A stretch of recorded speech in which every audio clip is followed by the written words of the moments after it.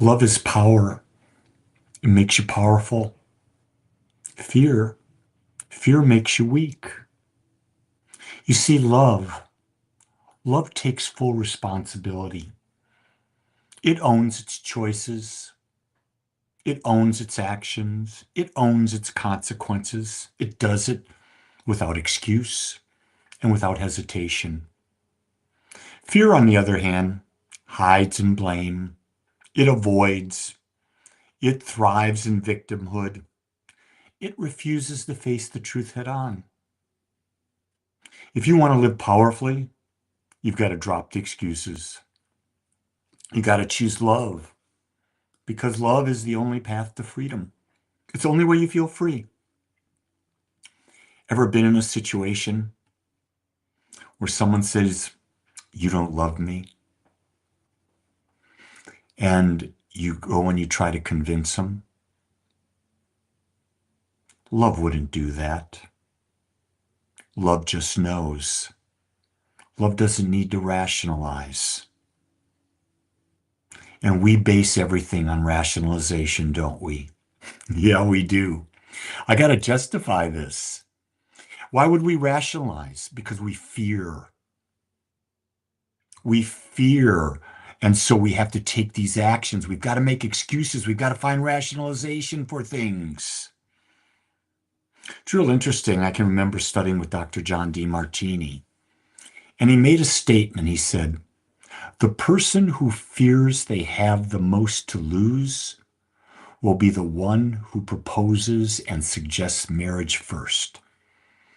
And his point was it was to lock him in, lock the person into the contract. By the contract, then they wouldn't have fear, but they don't realize there's still fear if you're that insecure.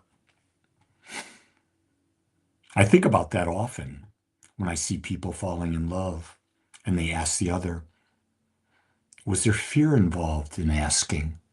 Or was it just an expression of ecstasy and joy on both people's part? Ask yourself this question. When you think about what you love, do you defend it? Do you rationalize it? Do you make excuses when you don't have it? I don't know. Do you? Does fear enter in? Think about fear in a relationship. What does that lead to? Jealousy? Man, there's nothing worse than jealousy. Jealousy is simply saying you're not whole and that the outside world can come in and really affect you. Man, if you're jealous, you're so insecure, it's unbelievable.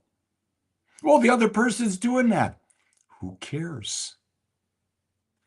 People are always going to do what they believe is in their highest interest. Period. That's the only way you can trust someone, is you got to know what their higher values are. Because if you understood their higher values, you would understand that that's what they're going to live to. Take a teenager. Typical teenager, what do they want to do? They want to game, they want to socialize with their friends, and it's on social media generally. And they come home and you'll look at them and say, "Hey, did you get your homework done?" "Oh, yeah." They'll lie right to your face. Why? Their highest value is not what you want them to think. One of the things that I haven't talked about here about love is knowing who you are, knowing what's important to you.